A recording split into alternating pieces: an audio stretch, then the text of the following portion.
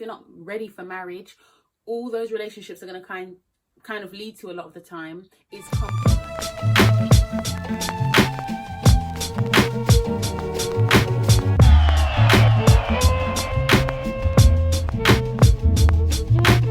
Hi ladies, today's video is hasty, immature marriages. So our first quote says this: "A youth not out of his teens is a poor judge of the fitness of a person as young as himself to be his companion for life." Now, obviously, as I've been saying, you need to read each chapter in their whole context, but you get the gist here. When you look at teenagers, I've mentioned in a video before that your brain is between the ages of like 25 to 30 when it fully actually stops developing. And if I'm honest, and if a lot of us are honest, if you look back to your teen years, you can see that's where you made a lot of dumb decisions, a lot of very silly decisions.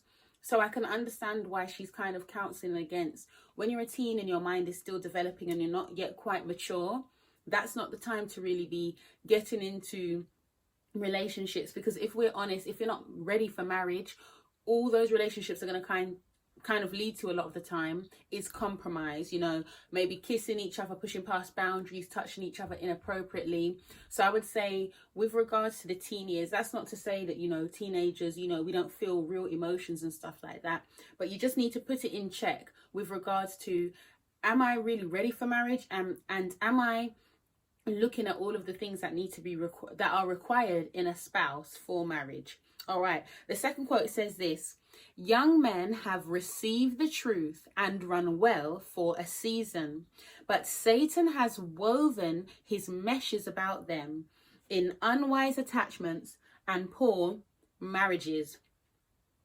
This, he saw, would be the most successful way he could allure them from the path of holiness."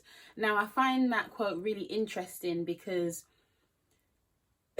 it's a sad reality. It's a sad reality. Obviously, for most of us, we want to get married, we want to be in relationships, but unfortunately, there have been relationships that take people away from the faith, that take people away from their ministry calling. You know, it puts them on a different path and distracts them. So we can see here, you know, the solemnity of the marriage decision, you know, especially when you're young and you've got your whole life ahead of you. That's not to say when you're old you don't have your life ahead of us. You know, the Bible uses the example of Moses being 70 odd years old, you know, and still being used for the Lord. It's not to say that you still can't do things for the Lord, but there's a reason why when you're young, that's when the devil's trying to like entrap you and encourage you to make stupid decisions, you know.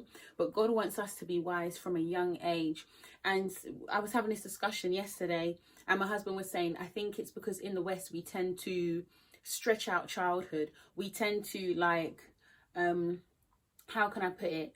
Like, even in America, I've noticed when they say, oh yeah, when I was 21, I was a kid, you know, I was a kid when I was still a kid. And in a way, I kind of understand it, because we look at 21 and we say, technically you're not a kid. But I guess I understand in terms of your mind developing, then they probably look back and say, yeah, I was a kid.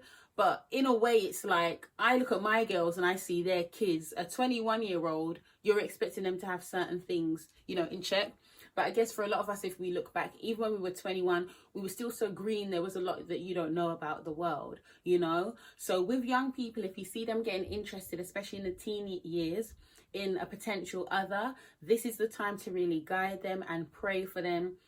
And just tell them that's good that you're having these feelings. It's good to want to get married. That's a good desire. But just really consider all of these things. Read the Bible, first of all. Read this book. Be guided into making this right decision, because you getting with the wrong person in your youth, in your teen years or the latter teen years, it can basically take you away from take you out of the will of God, you know, and that's devastating. Our verse of encouragement today is Exodus chapter 20, verse 12. Honor thy father and thy mother, that thy days may be long upon the land which the Lord thy God hath given thee. So that's a promise. All right then, ladies, see you later.